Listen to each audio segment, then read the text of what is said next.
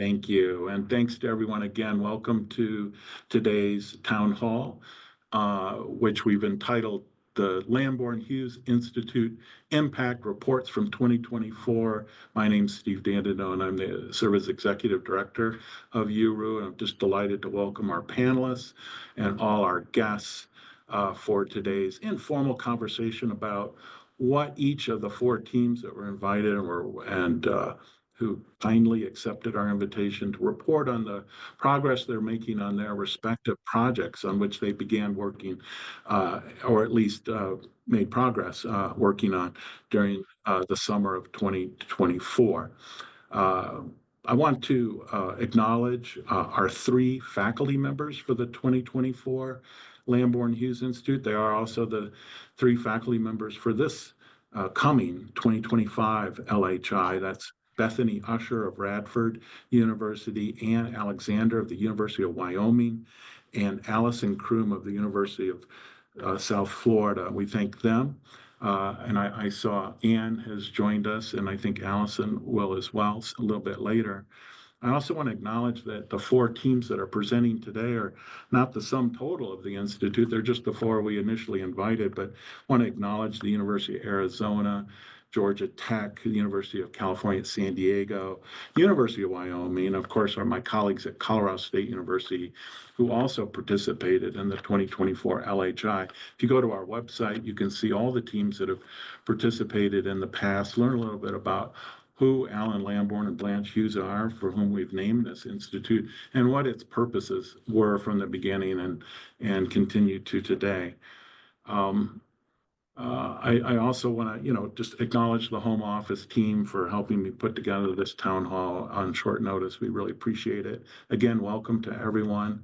Our plan for today is, as I said, to kind of keep things informal. We're going to go through the four teams, give about 10 minutes each to share a little bit about what they've been doing since the Institute, what their project is, and what kinds of progress they've been making. And then we'll pivot to audience interaction, and we'll ask folks to just raise their hand, or perhaps if there's not too many of us, we can just jump in and have conversation like we like to do with virtual events like this. So without further ado, our order today will be Chapman University, followed by Texas State University, and then the University of Pittsburgh, followed by the University of Texas at Austin. So let me turn things over to Brad and his team from Chapman University to tell us a little bit about what they've been up to. Thanks so much, Brad. Thanks, Steve, and good morning, everyone, or good afternoon, I guess, depending on where you are. I'm Brad Pettifields. I'm the Vice Provost for Undergraduate Education and Student Success at Chapman. We're in Orange County in Southern California, and I'm joined by my colleague, Louise Thomas. Louise, are you there? Hi, everybody. Louise is my AVP, and we sort of have taken on this exciting work of GE revision, general education revision. And we proposed this to LHI because it's been 20 years, about 20 years, since Chapman had its last GE revision. And during that period, the campus has experienced an 88% increase in the student body's population. And we've also moved from being a sort of a comprehensive regional institution to an R2. And so there had been conversations about the need to revise it. And we discussed also on the front end the challenges and opportunities that come from being a private institution related to general education. So on the one hand, we don't have state mandates, but on the other hand, because of that, I think our GE program has grown into something that initially wasn't planned. Louise, would you, because you were part of that original process 20 years ago, yeah. Yes, it did develop beyond our wildest dreams at that time. And the wildest dreams, one of the things that we sort of discovered while we were at the Institute is that we currently have over 500 courses on campus that are approved for GE credit. And so our colleagues from Texas State during one of the sessions sort of, were shocked at that number, and I think said that they had, 30-something courses in their general education program. And so we did take that back to our faculty, just so they knew the difference in scale. Texas State, of course, having many more students than Chapman does. So our goal really for the Institute was a draft of a white paper that we wanted to provide to faculty governance. And our provost has, I'm going to add the final version of that white paper to the chat for you. Our provost has given us permission to share this with you, just so you can see, and it's uploading now. And for your reading pleasure, I know nothing would bring you more excitement than to read someone else's plan for GE revision, but it's there for you. You can see the pictures that Steve mentioned. The group is right at the front of it.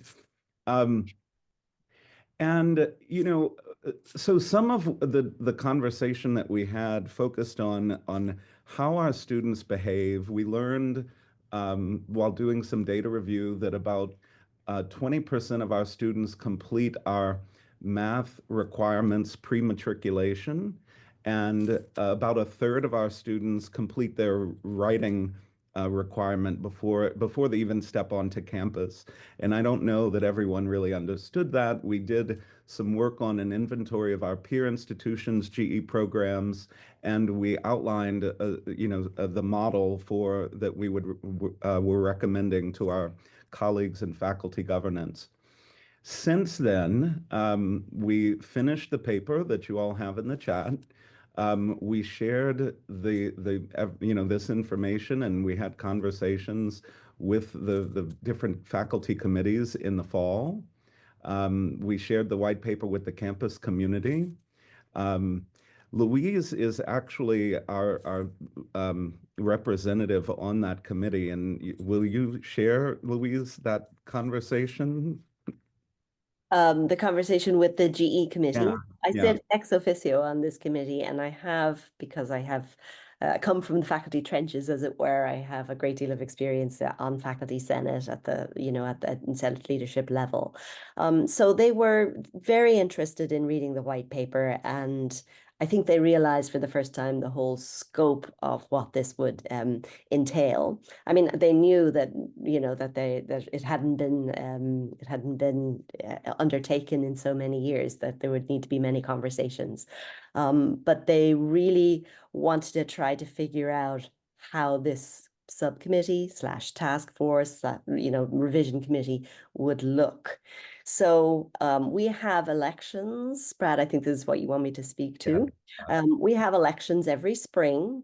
Those elections generally were quite late in the spring, but the Senate leadership has decided to make them slightly earlier in spring. So they've already got nominations for their various committees and councils on campus. And the elections will be held sometime towards the end of this month. And after that, then the GE committee that is then sitting will be responsible for creating this, I'm going to call it a task force. They may call it a revision committee. It may be made up of some members who are elected to the GE committee, and in order to get sufficient representation from the different disciplines, they may call in colleagues. But that's what they're planning to do. And in the hope is, because we've provided them with this white paper, is that they can really hit the ground running in the summer, because they'll have a great deal of information to start off with. So that is the plan for the GE committee this spring. And I think it's a good one. Took us a little while to get there, but I think we're in good shape now. Well, I think that the sort of fun takeaway from this is the minute that the existing committee saw the scope of the work, they decided to punt to the next iteration of the committee. That was Louisa's sort of takeaway, I think, from that experience.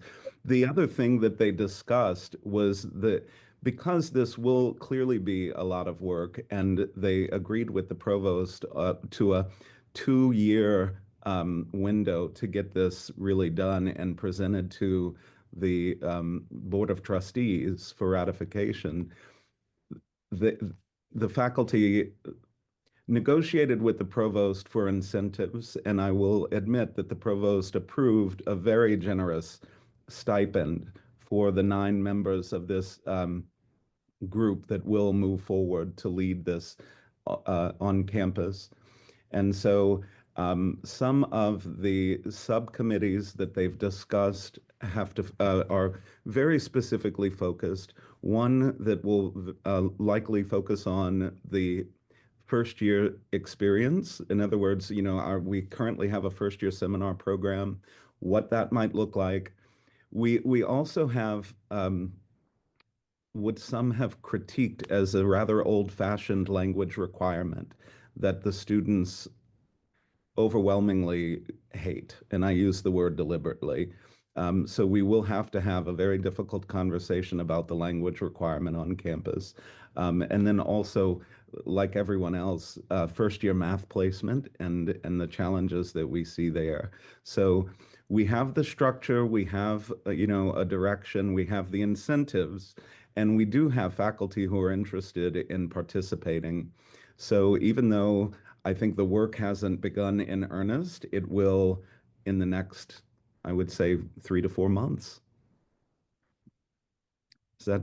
Did I do my 10 minutes, Steve? I want to be right timely. Yeah. I think that's fantastic. We really appreciate that. So what my imagine is we'll go through each team and then come back for questions, if that's all right. I think that way there'll be a lot of cross-fertilization, and I appreciate your mentioning the role of Texas State in your deliberations there at the Institute. Thanks for that. So why don't we transition now to Provost Asquith and his colleagues from Texas State University. Thanks, Right. Dinesh. Thank you, Steve. And let me first introduce my team here. We have Sri Raman Vedaraman, our Senior Vice Provost, Nick Weimer, our Assistant Vice Provost, Jeff Hausman, our Associate Vice Provost, Candace Hastings is also an Associate Vice Provost, Eleanor Close is a faculty member in physics, and Alice Olmsted is also a faculty member in physics.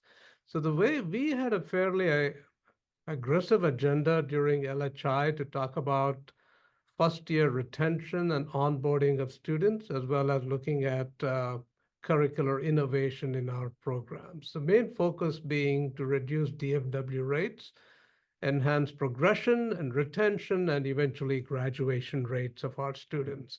Being a large public institution and relatively open admissions, we admit over 80% of our students who apply to Texas State.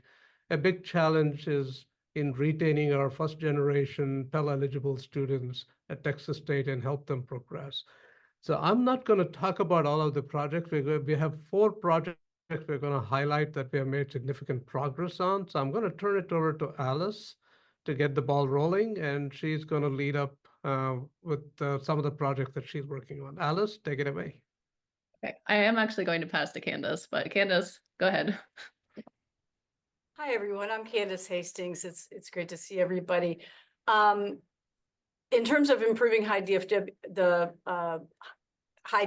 rates in some of our courses, we have 2 adjacent complementary programs going on right now. And so we'll talk about each one separately. Alice and Eleanor spearhead one of them, and I spearhead the other one. They both have very similar objectives. The project that I run is the course transformation project. And what we do is we identify high DFW rates in core curriculum courses, mostly STEM, and they're all large enrolling courses. So what I mean by large enrolling is anywhere from maybe 90 to 250 students in a section, right? And so what we do is we look at the DFW rates, and then we work with those faculty members as a team. So we bring a team of faculty together and we work all summer. And they receive a stipend. And what we do is we say, what are the pinch points in the course? So for example, if they say attendance, then we say, well, let's look at all the aggregated and disaggregated data, because attendance doesn't mean much to me. What it means is, okay, after the second exam, they stop attending. Okay, now we unearth what's going on in the course. We find out from the data what's happening in the course, and then we work to dig into the research, what best practices are, and then we develop interventions that we pilot the next fall. So that's the way the teams work. I'm also going to put our website that highlights this program in the chat, and I'm gonna drop that in as soon as I'm finished today. So basically the project goals are two. We wanna make sure that students improve the mastery of learning outcomes, and that's student performance, not inflation of grades, okay? That was one of the things that I had to assure the faculty. And then two, the idea that these skills that the students will gain will help them in any course. So develop academic confidence, sense of belonging, metacognition, growth mindset, and agency and self-advocacy, okay? Alice, let's go to the next slide. So I'm going to turn it over to Alice because that's a little bit about my program. We'll show outcomes in a minute, but now Alice and Eleanor are going to describe this complementary program. We both happen to have this going at the same time. Yeah, Go so for I'm it, gonna. Eleanor. Everyone's trying to pass to kick me, us off. but it's Eleanor. Alice is next, I promise. So I'm going to talk about the STEM Communities Learning Assistant Program, which Alice and I co-direct. A learning assistant program, the model was developed at CU Boulder about 20 years ago. It's a model of near-peer undergraduate near-peer instructional assistants. So LAs are undergraduates who have successfully completed the course they're supporting. We define that as an A or a B. They receive training through a pedagogy course. That's a credit-bearing course that, in our case, counts towards their major for most of the students that are engaged in the program. Participation enhances LA's undergraduate experience quite a bit. And then the LAs work with teams. So this is using instructional team research, which is Alice's expertise, where the faculty and LAs form a team to redesign a course to make them more interactive and student-centered, using research on learning and what we know about course structures that really support student learning. So we have intensive redesign work during summer institutes, where the teams prepare, develop, test student-centered materials.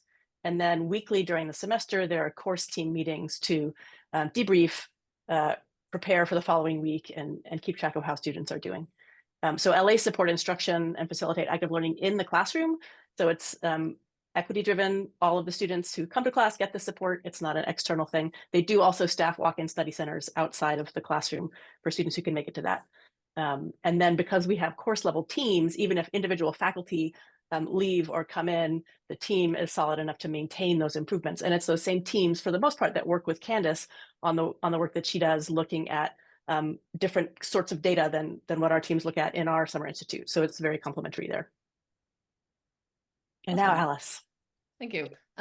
So Eleanor mentioned some of the benefits to the LAs. There's lots of benefits for faculty, but really our end goal is to support students in classes. So this is the DFW rates, the 2 semesters before LA support began, and then the 2 most recent semesters. I did this in the summer, so last academic year. Courses that are in that light pink color, so Bio 1330 and Chem 1341, were supported by both us and Candace's team. So that's where that overlap is happening. And these are our biggest multi-section courses. So there's a couple new courses we developed or faculty developed with our support. And there's a couple of single section courses, but these are the big hefty ones. So on average, the DFW rate decreased by 14% since the start of our support. In fall 2024, we had over 5,000 student enrollments in LA supported courses, which is more than 10% of all Texas State students. And all of those courses had DFW rates at 30% or under, with an average of 21%. So we're really bringing that DFW rate down to where closer to where we want it to be. 0 would be ideal, but we're moving down every semester. This is just a breakout of some of the different departments we worked in. So this started in physics. Eleanor and I are both in the physics department, and she started this before I got there back in spring of 2012.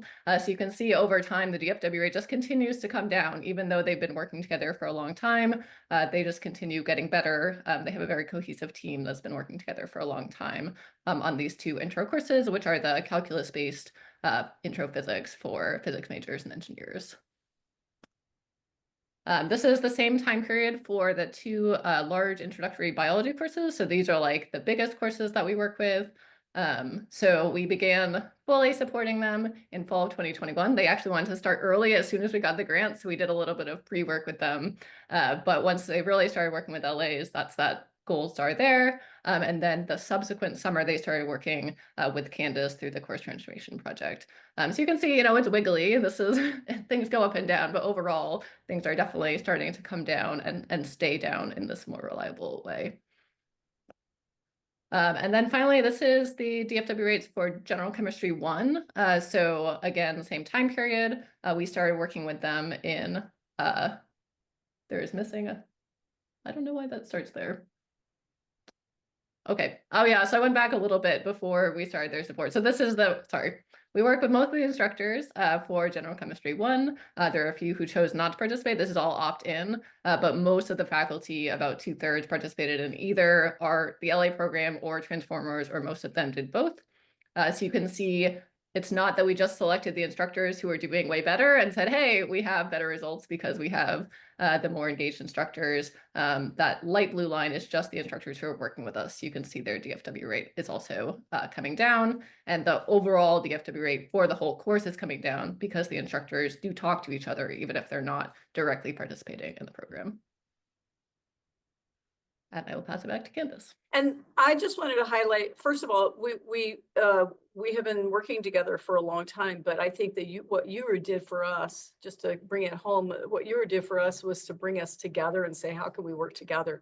I did want to highlight, I do have some courses that we work with that aren't also in the Learning Assistance STEM Communities program. So for example, Chemistry 2, none of those faculty members have participated in LA Learning Assistance, but we still see decreases in the DFW rate, particularly with Chemistry 2. The most dramatic result we saw was a 17.92% decrease in DFW rates in one semester. So that was a real highlight for us. Will you go to the next slide? Thank you, Alice. So the next steps is we, like I said, UERU gave us the opportunity to say, well, how can we work together? So we want to find ways to collaborate more intentionally. We already have done that, I think, since UERU, and we want to make sure that we're communicating early on about upcoming projects, plan for some complementary professional development. We know that they have my charge and their charge has overlap, but it might not always be the same. We're always looking at very high enrolling courses and so forth, and they have some other courses as well, but mostly STEM. We do STEM. And so we want to make sure we're planning for complementary professional development, and then engaging the learning assistants. One of the things is I like, okay, y'all use the learning assistants, but we haven't really, there's ways for us to be better paired, I think, complementary in a complementary way. One of the things we find is we train all these faculty to be active learning. We put learning assistants in, but then they're put in a classroom that's not appropriate for active learning. So that's a passion of both of ours. And then we want to make sure that we're always working together.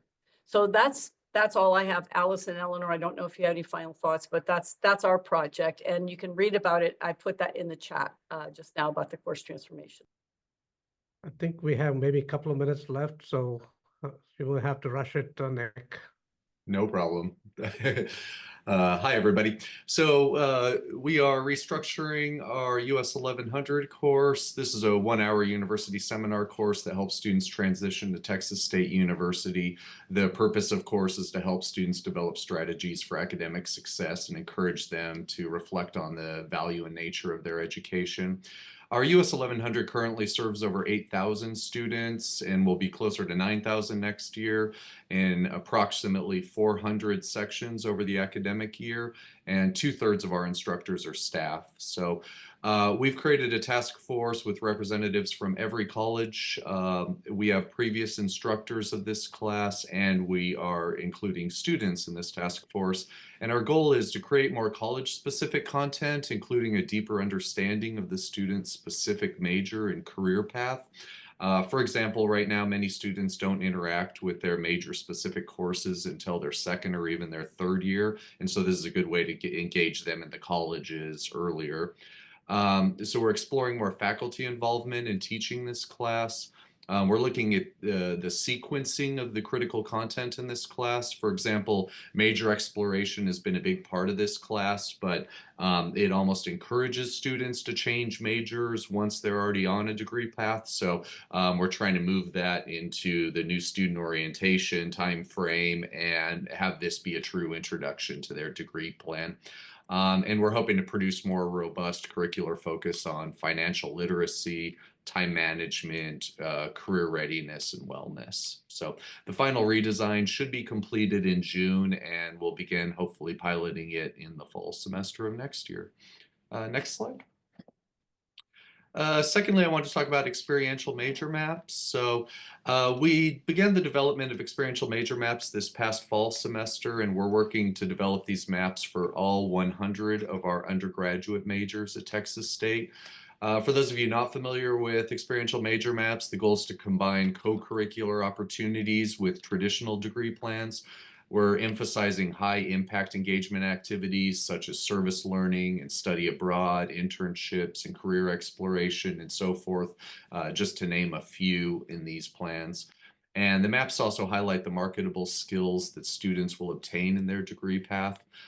This helps students to better articulate their skills when they're seeking jobs and other opportunities. And we're also highlighting the employment data or placement potential in the different degree plans. Overall, the goal here is to maximize student engagement in all the different opportunities that our university has to offer. We introduce these plans to students as they register for new student orientation, and then we continuously revisit the plan throughout their years at Texas State. So let's take a look at them. Why don't, for time, we skip this slide about the philosophy of major maps and just take a look at them. By the way, this is stretched a little bit to fit the screen, just so you know it looks a little funny. So this is an example accounting major map. As you can see in the columns, this is divided between first year, middle year, and final year. And we chose this approach intentionally instead of freshmen, sophomore, junior, seniors that you might see at other institutions for a few reasons. One, many students don't follow the traditional 30-hour academic year, and so the definition of freshman, sophomore, so forth changes. Many students bring in college credit from their high schools, and so they start in different classifications. And by doing first year, middle years, and final years, we can also include our transfer students once they transfer to Texas State University. So now in each of the rows here, they all represent different categories of engagement. The four listed here, advance, expand, enrich, and elevate, they can be translated roughly into engagement with academic advising, student involvement on campus, such as student organizations, experiential learning opportunities, such as research and study abroad. And then the fourth area is career exploration. So as you can see, each of these opportunities are going to be hot linked to allow students to easily explore their opportunities. And we're also working on a website that will create a more dynamic and interactive experience for the student. Next slide.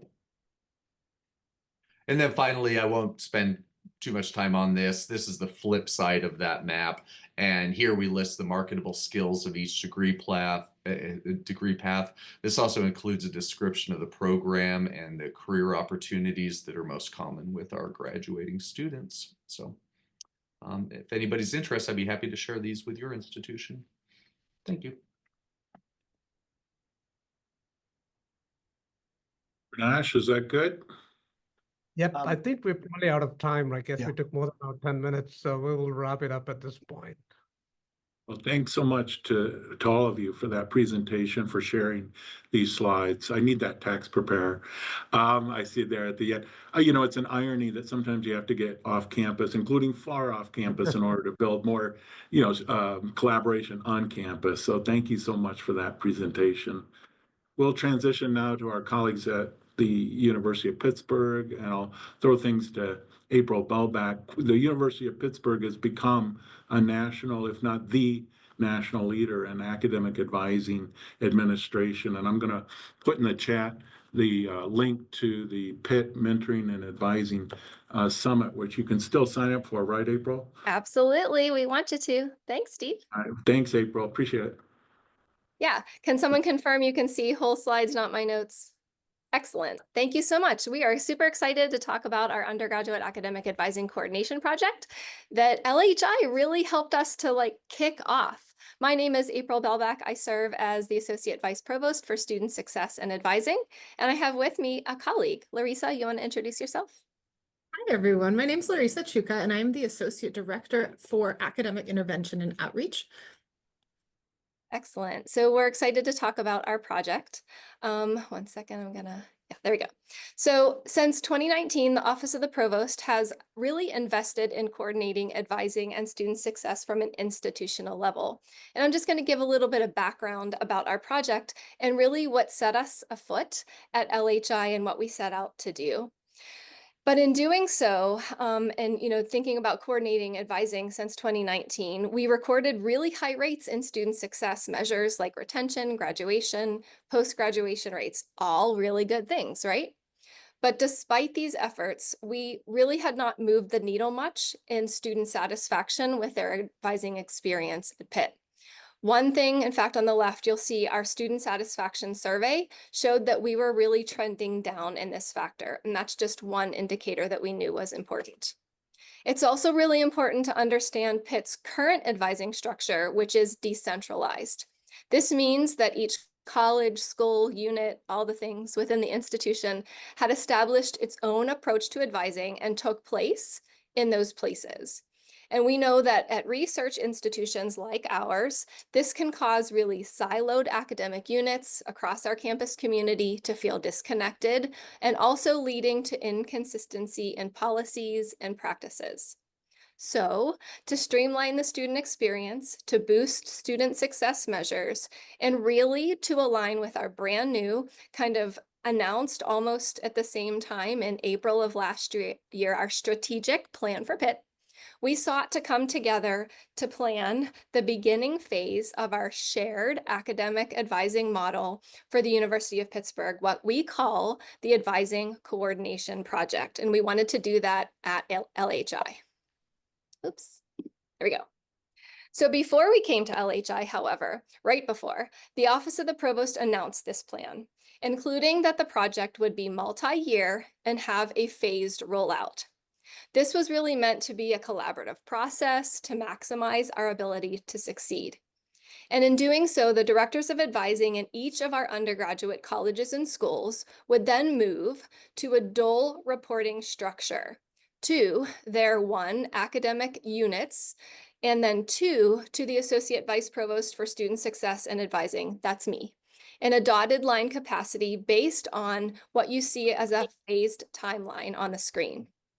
Because of this change, we developed a collaborative partnership plan, we call it, where the roles and responsibilities between the Office of the Provost and the academic units are outlined and include the adherence to and responsibility for shared standards, consistent implementation of established interventions and communications, and what I think is really most important, advising caseload management.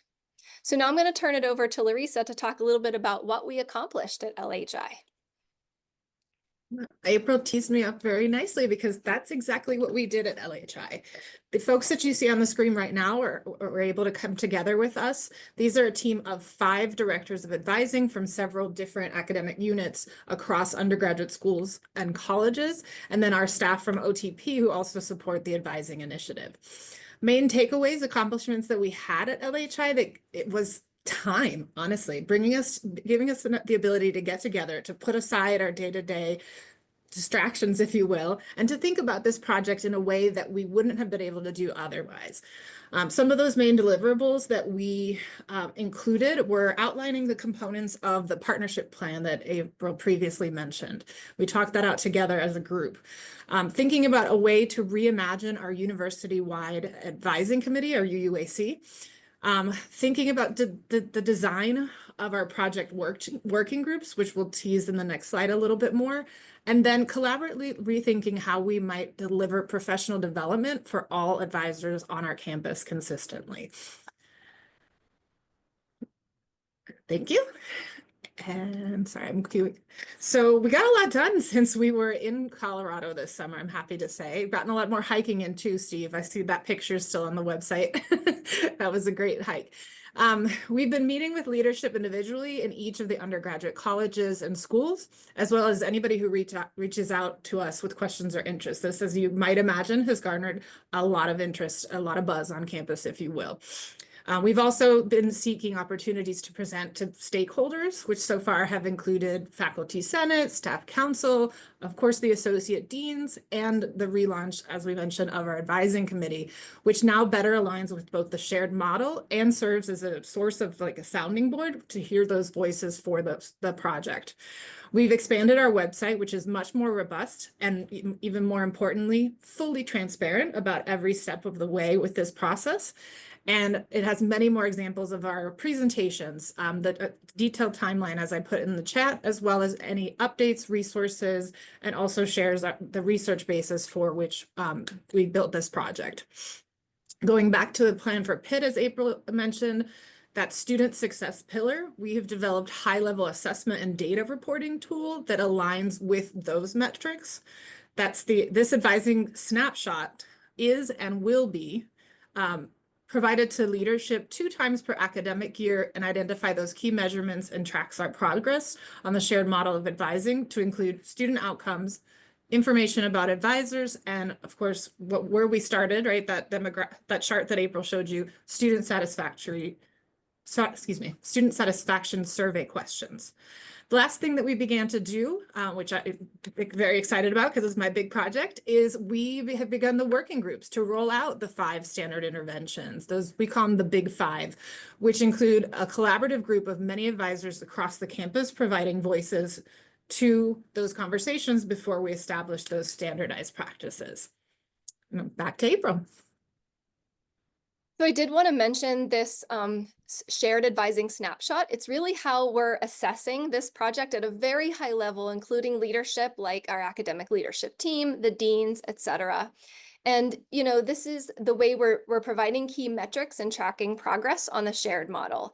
And like Larissa said, it includes student outcomes, thinking about retention, persistence, time to degree, advisors, number of professional staff in each college and school, student caseload management, appointment data, and student satisfaction surveys. So I just kind of wanted to give that information, thinking deeply about how we're assessing the project. But this is just a snapshot, right? And so we take this information and think about it with associate deans, and moving forward, how do we tweak that information to provide this? And having discussions with each college and school is also going to be important as we move forward. So these are just a few of the things that we've been doing. Happy to discuss more. But what I'll also say that's important to LHI was just getting to meet other people, connecting with the faculty. And, you know, when you think about it, that's the power of UERU, right? Making sure you have connections with people who are doing the same kind of work as you in the shared space of these projects. So happy to discuss if you have any questions, but I'll turn it back over to Steve. Thank you so much, April and Larissa, and all your whole team for this. I saw Michael Stokes joined us from the University of Miami, part of the advising administration community of practice leadership team. So I put in the chat the link to that community in case folks don't know about it. Hard to believe that they don't, but you never know. So we thank April and all her colleagues for their leadership of that community as well. It's a really important part of UERU, and we thank you for your participation in the LHI last summer. Let's now. If you don't mind, I just wanted to give a shout out. Our fearless leader, Adam Lee, is here too. So I just wanted to say to him. Of course, our UVP at the University of Pittsburgh. So welcome, Adam. Appreciate it.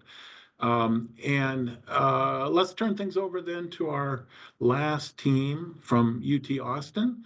Hillary Prochnow, I think, is leading that team. We're really grateful to them, as I mentioned at the top of the town hall, for their unparalleled participation in the LHI, and we may have to rename it, as I said. Maybe it's the Lamborn-Hughes-Longhorn Institute. We shall see. Hillary? Hi, thanks, Steve. Yeah, I'm Hillary Prochnow. I'm the Assistant Dean for Student Success at the University of Texas at Austin. Here with me today, we have Heather Wright. She's the Assistant Director for Assessment and Experiential Learning in our Center for Teaching and Learning, and Jeff Friels, who is the Director of Academic Assessment and Evaluation in Academic Affairs. And to be fair, they're the ones who have done the heavy lifting on this project. So I'm going to turn it over to Jeff and then Heather, and then at the end, I'll add a little bit more to our current project and sort of recap our previous 3 years at the Lamborn-Hughes Institute. So Jeff, you are going first, right? Is that the? Sure. Hi, everybody. Thanks for coming today. Happy to talk about our learning at the Lamborn-Hughes Institute and how we've acted on it in a certain respect.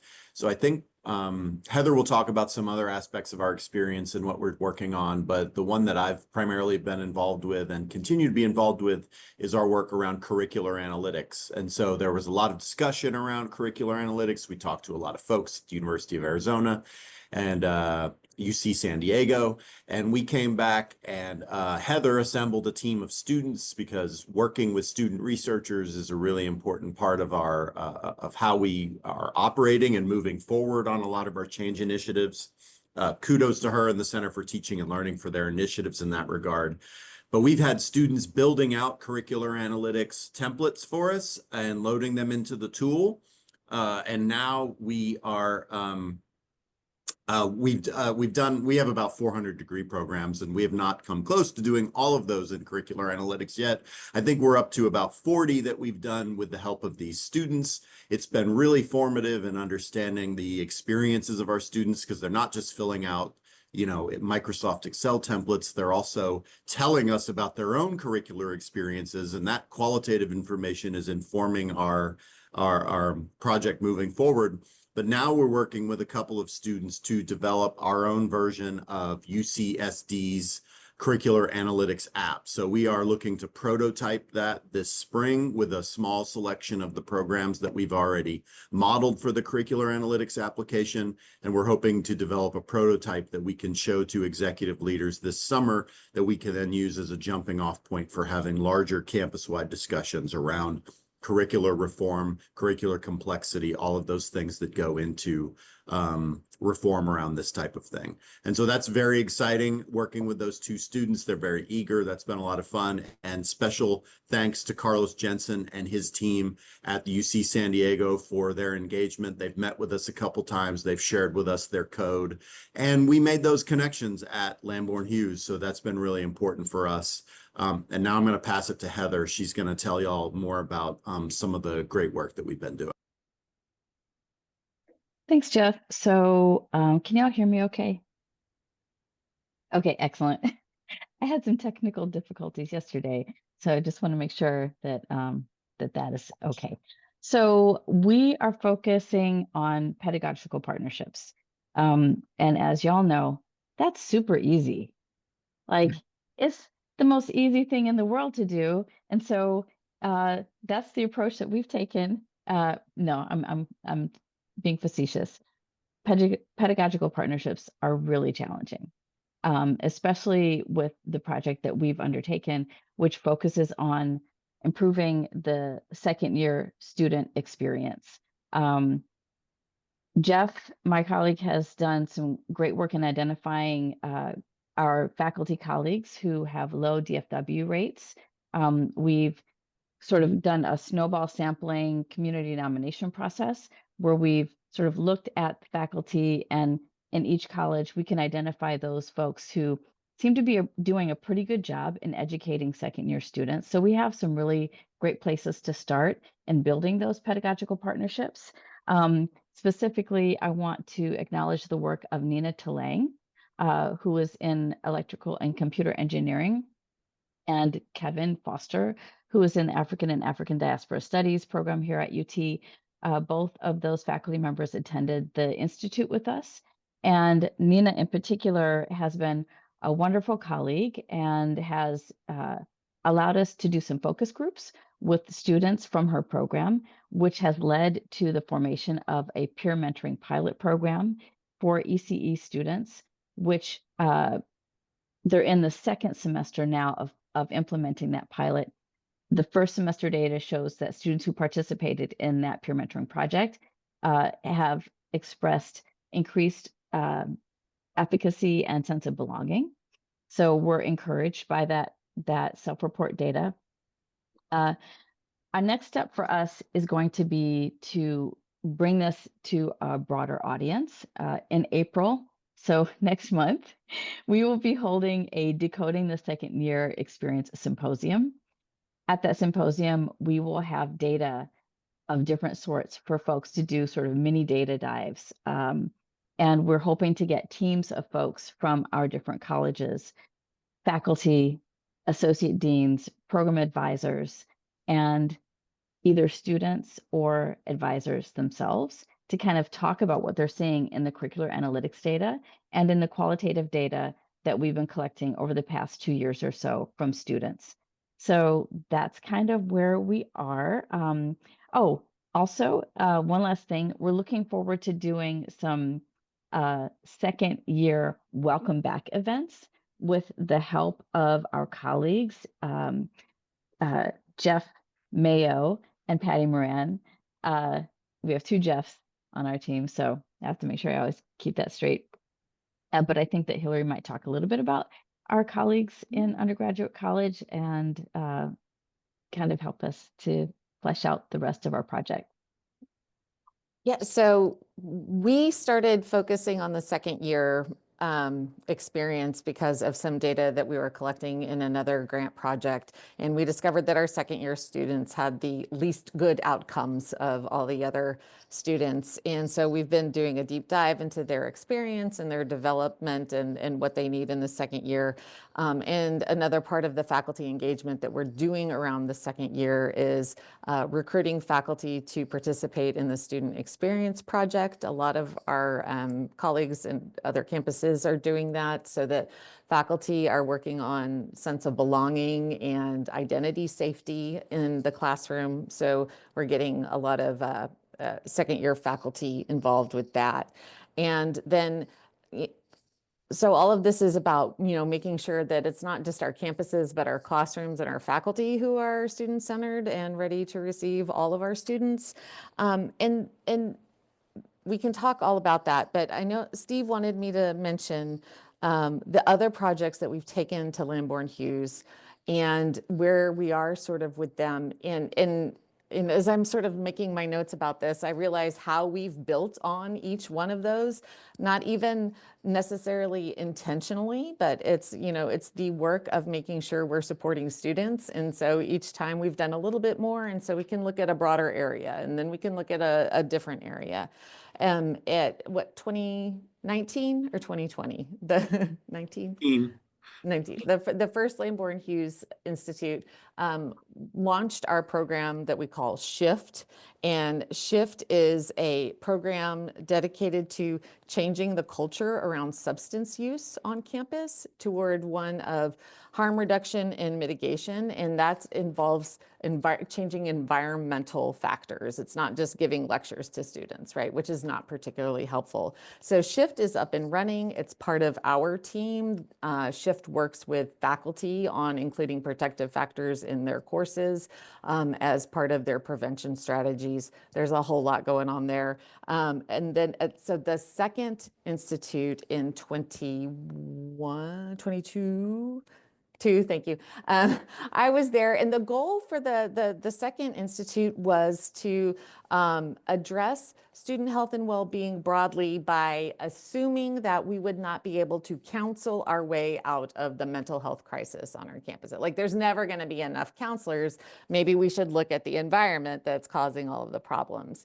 And what we walked away with a list of 10 things, but one of the bigger things was, let's start a standing committee to review policy and practice that gets in the way of student well-being, creates barriers to their success. We had a pilot project for that, which was to change scholastic probation language to academic warning language, along with some other dates that are more student-friendly in terms of drops. And we got that passed. It took 2 years to do, but we did it. And now we have a structure and a template, and we have the blessing of the president's Health and Wellbeing Leadership Team to establish this committee and as ongoing to review policies to keep them student-centered. So I'm really, that's new that we got that blessing. I'm pretty excited about that. And then the third one, of course, was what we've been discussing, faculty involvement, and specifically around the second year experience. And we're planning on attending again this year for our 4th in a row, where we'll be looking at targeted universalism, which is really a method of data collection that with the goal of looking at policy and structure as places for intervention rather than intervening on the student. So rather than saying these students need fixing because they're not succeeding, like what's wrong, what's going on with our structures and our policies, and how can we collect data around that? So that's where we're all, so it's all sort of about this general, let's be humane to our students and how can we change the culture around that. It's a big project, but it takes a lot of time. And I just want to co-sign April's comments that the benefit of Lamborn-Hughes and the benefit of UERU in general are these relationships and connections. And it's not just the connections with our colleagues across the country, which is fantastic and incredibly impactful for me. But here, Heather and Jeff are both in academic affairs. I'm in undergraduate college. We've got faculty from different CSC, from colleges and schools. This is one of the things that has really helped us connect across our campus to do better for students instead of just sticking in our own little siloed offices. So there, thank you.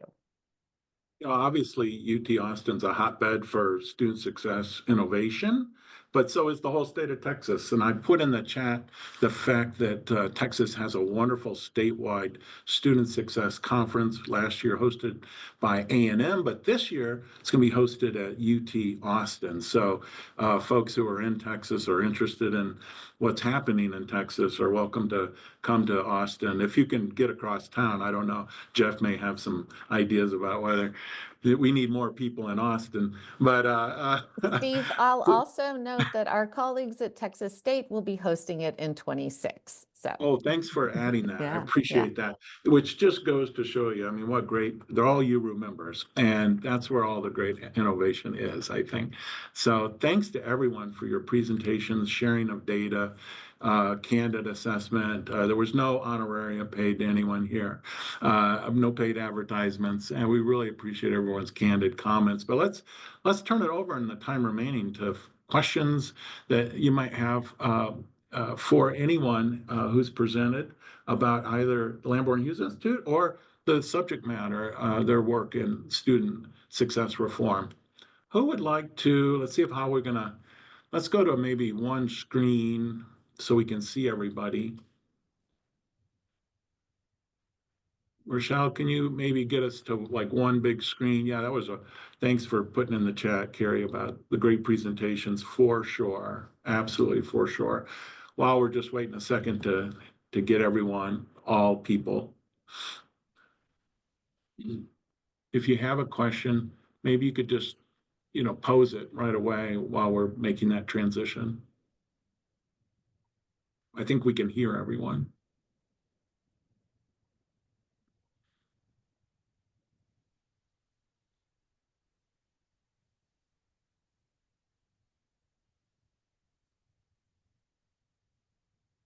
Well, I'll ask a question. Thanks, Hillary. Yeah, sorry. So Nick at Texas State down the road and everybody at Texas State, that was very interesting. And it's like one of those embarrassments. If you don't know, Austin and UT Austin and Texas State are, depending on traffic, either 30 minutes apart or an hour and a half apart.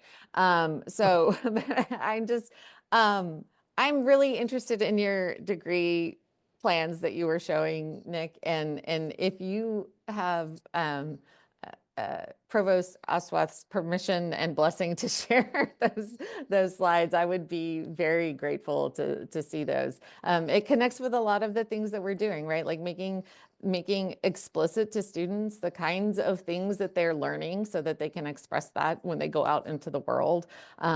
We're also, when Jeff and Heather know more about this than I do, we're looking at a comprehensive learner's record here at UT Austin and how a degree plan like that could be a crosswalk maybe with the comprehensive learner's record. So that's super interesting.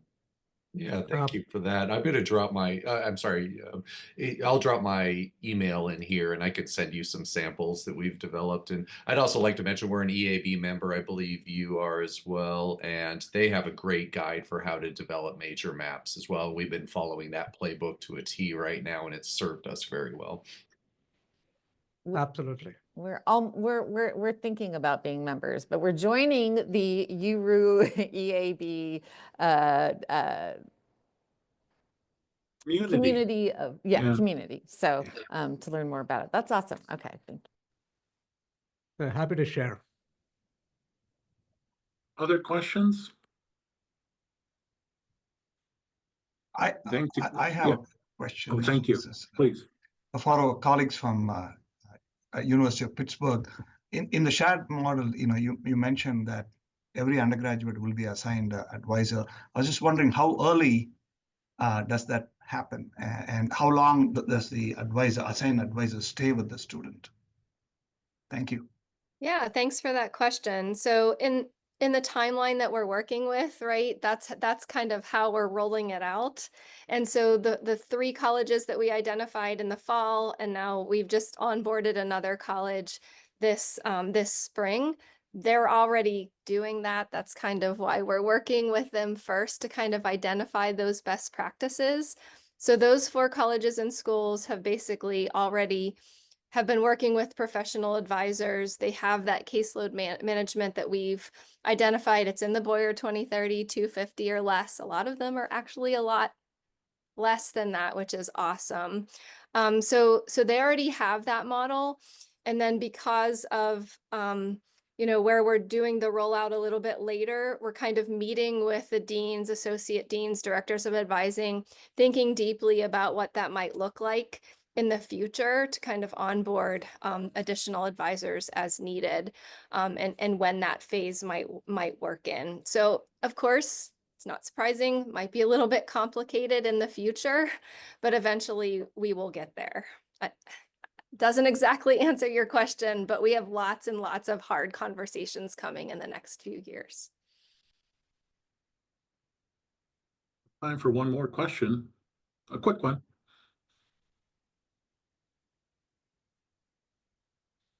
Or 2.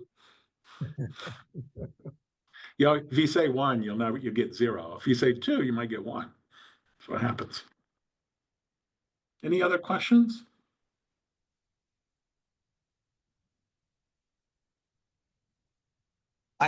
I'd go ahead and ask. I don't want to let this opportunity go. So again, to the colleagues from University of Pittsburgh, I was just wondering how we are leveraging technology and data to maybe proactively, the usual advising model is, we schedule appointments, right? And that time period may be too late for some students. And so are you looking at that? And if so, what are you doing? Yeah, that's a great question. Larissa, do you want to talk a little bit about the Big 5 and some things that you're thinking about? One of our first Big 5, our very first Big 5 is early progress reports and academic referrals, right? And we did that for a very important reason for sure. And we do use EAB, but I'll turn it over to Larissa so she can talk a little bit about, this is her wheelhouse. So I'll let her talk a little bit about that too. So we are also an EAB school. And so we have established a separate process, but we're working to standardize it and standardize how we teach our advisors about it so that we can have consistency. I think that's a big thing to mention, is that, we have all these great resources, but we need to make sure that we're all rowing in the same direction. And so with the working groups, we just actually wrapped up the first working group, which was focusing on encouraging acting upon early progress reporting and making referrals to campus resources. And so by promoting those, we get early information. Academic referrals can be used throughout the semester. And then early progress reports, right now, the way the university has unfolded it for our undergraduate students is that every first year goes in there, every athlete goes in the list, and then any students who might be in academic standing other than good academic standing. And then there's a few other cohorts that we focus on doing that we get from the schools themselves to say, hey, who do you want to get feedback on? And so those have afforded us a really several great opportunities to get in the students' inbox. You know, we text them sometimes, we smoke signal them even, and try to intervene so that they have better options during those early periods of the semester. So we actually just underwent that process 2 weeks ago, quickly followed up with midterm grades. And so we have a lot of different points where we can use data and feedback to intervene. And that intervention happens in a couple of different ways, depending on the nature of it. In the academic space, we always involve the academic advisor, but the primary academic advisor, but then we also have opportunities where we have other layers in their support network, such as, you know, their honors advisor or their athletics coordinators, their trio SSS advisors that can also support that moving forward and have more options when we're doing so early. So that's kind of when we say data driven, we've created these intentional milestone points where we have multiple sources of feedback and then can go in and work as a truly fully support network, which is why we're really trying to standardize this to get to the student quickly, so that they have better options early on. Because we all know if we get that week 15, hey, I'm really struggling, there's not much on the table to offer other than emotional support, and let's create a success plan for the next semester. Did that answer your question? Thank you. Thanks, Excellent. Larissa. Thanks for the question. Yeah, since we're short on time, let me just thank you all. We're looking forward to our August 5 through 7, 2025 Lamborn-Hughes Institute. Many thanks to the 4 university teams presenting today from 2024, and to all of you for joining this town hall. It will be recorded and posted at our event recording section of the UERU website. But let me just wish you all the best for the rest of your day. Thank you again for coming. Bye now.